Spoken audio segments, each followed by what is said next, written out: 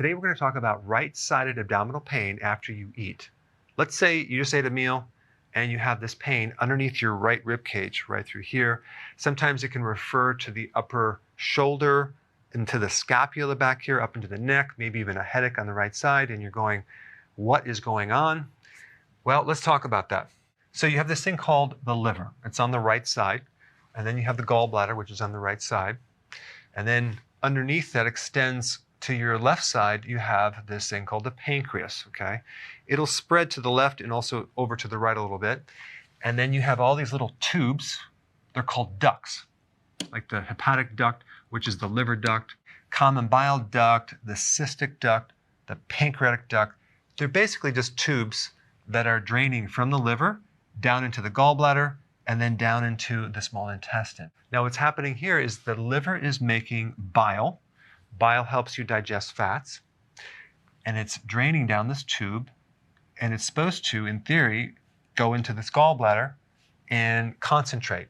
So the bile is stored in the gallbladder and then concentrated, so when you eat, it contracts and it comes out and it helps you digest food. And also realize that the bile is like a detergent that helps you break down grease to a certain level, but this pancreas releases lipase, which is the enzyme for fats, to help break it down 100%. So that's the big picture. Now let's talk about what can go wrong with this picture, specifically for abdominal pain and bloating. Now, one of the most common things that can happen is you can get stones. It could be in the gallbladder. It could be in this duct right here. Those stones can drop down here in these other ducts right here. And then what will happen, because those are blocked, it builds up a lot of pressure. And that pressure causes a lot of pain. If you go to the doctor, they're going to do a test, and they may find elevated liver enzymes. They also may find elevated pancreatic enzymes, like high levels of lipase or amylase, which is another enzyme. They may also find pancreatitis, inflammation. That could put pressure and prevent the release of the enzymes from this duct from the pancreas itself. And when these enzymes back up, it can create a lot of inflammation. So if you do research on this, you're going to see a tremendous effort to classify all the different problems that can happen with every single different part. Like, for example, you have this little tiny valve right here, or sphincter, called the sphincter of Oddi. There's an entire condition called the sphincter of Oddi dysfunction. So there's just a lot of terminology describing the different things that can go wrong, from having a spasm in your smooth muscle down to here, inflammatory conditions, scarring, fibrosis throughout here, dilation of the different ducts, which will increase pressure and cause all sorts of pain. But there's a big missing element, and that is what causes these problems. They might say it comes from stones or sludge, but they don't go further and talk about what's really behind that. So let's talk about the root causes and what you can do to eliminate this pain, because it is quite common. Now, if you have gallstones or sludge, both of these are caused by a bile deficiency, okay? Because it's really the super concentration of the cholesterol that turns into stones in this area right here, or maybe even all through these ducts right through here. Now with stones, you're getting these cholesterol stones, which are super concentrated cholesterol particles, and those can be lodged here, here, here, anywhere through here. But what causes the concentration of this cholesterol is not just eating cholesterol, it's a lack of bile. Bile helps to break up the cholesterol and prevent stones. In fact, I put a link down below to show you how certain treatments of taking purified bile salts can actually help dissolve stones. And of course, they usually don't use the word bile salts. They use some long name that you might not be familiar with. So gallstones and sludge, which is kind of like a pre-stone material, which is actually forming, and it hasn't formed into a stone yet, is really coming from decreased amounts of bile. Now, I put a few links down below to give you more data on actual stones. But what I want to talk about is what happens when you don't have stones and you still have this pain. Or let's say they remove the gallbladder and you still have this pain. What's going on? Now, what's usually happening is that this little tiny valve right here, this sphincter, is not relaxed properly. And that's causing a lot of pressure through here. And there could be inflammation through here. There could be scar tissue without any stones at all. What would cause a spasm in this tiny area right here, preventing the flow of these digestive juices, or the inability of this little valve to relax to allow things to drain properly?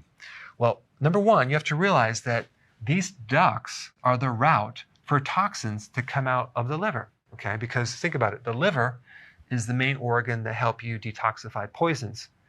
And so you have all these enzymes that are breaking down poisons from the food that you're eating or shouldn't be eating, or the environment. It's all going through the liver and has to come out through here. And these chemicals can greatly irritate the lining of these ducts and create inflammation. I'm talking about like eating foods that are GMO, pesticides, chemicals, nitrates in the food, all these different chemicals that can actually really irritate this area right here.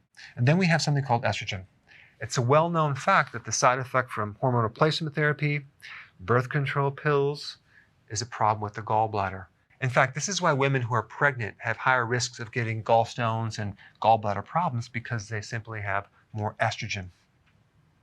And then we have something called xenoestrogens.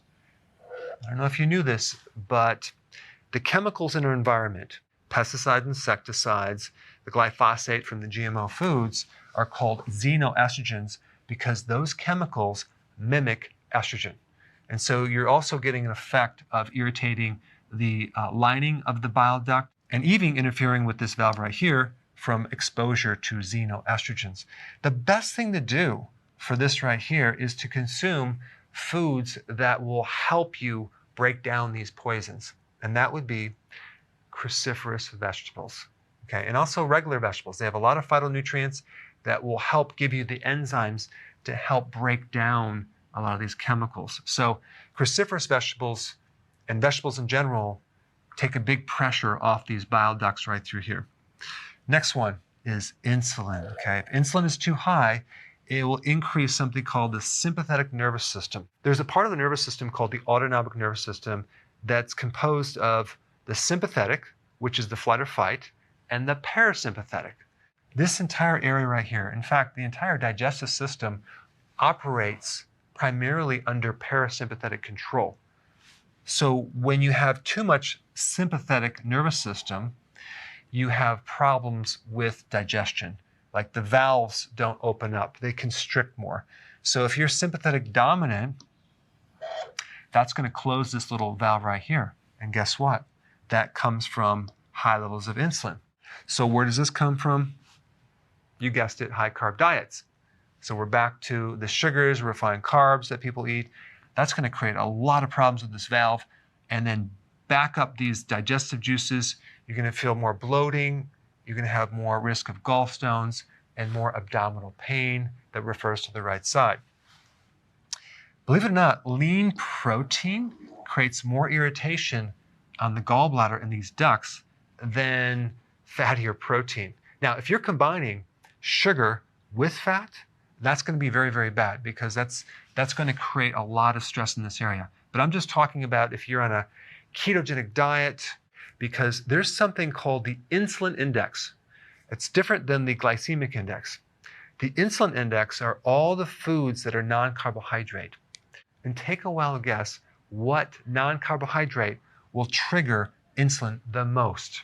Whey protein, which is a very lean protein powder. What I've observed in practice is that a lot of people have gallbladder problems when they start to consume soy protein powders, especially the soy isolate proteins. A lot of times when they'll do like some diet program, they have this prepackaged soy powder.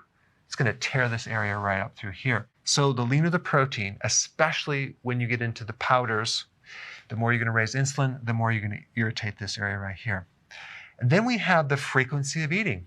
If you're eating 3 meals a day and 2 snacks, it never gives this system a chance to rest and reset. And this is why, if you have a problem with this, you need to do intermittent fasting. It's going to give this entire area a chance to rest and reset. And the last thing I want to mention are these omega-6 fatty acids, like the vegetable oils, like corn oil and soy oil, which is in so many different foods. Those oils are going to create a lot of inflammation in this area right through here. So in summary, if you're doing healthy keto and intermittent fasting, and I'm talking about adding healthy vegetables with your keto plan, like cruciferous, that should be enough to handle this bloating. However, a lot of people, when they do keto, they add in additional foods that are so-called keto-friendly. And if you actually read the ingredients, a lot of times it has soy in there. A lot of times it has hidden sugars. It'll have whey protein. It'll have sugar alcohols that you're not used to consuming. So avoid those foods if you have bloating. Eat real whole food and it will keep you out of trouble. All right. Thanks for watching. So if you want more knowledge on how to create a healthy body, subscribe now and get daily notifications.